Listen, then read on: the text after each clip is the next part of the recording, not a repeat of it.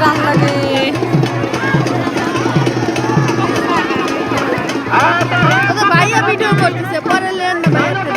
একজনের ফোনতে নিয়ে আমার চ্যানেল আলাদা।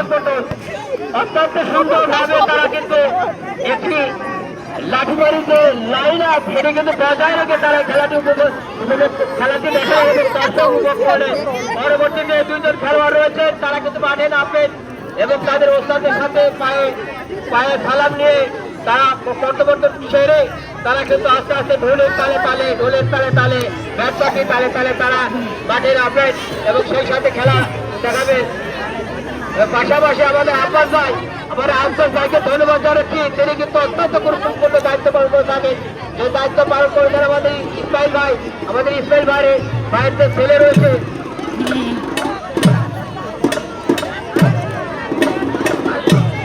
আমাদের ইসমাইল ভাইয়ের ছেলে ছোট মানুষ সাইডে দিয়ে এসে যা ভুল করছি।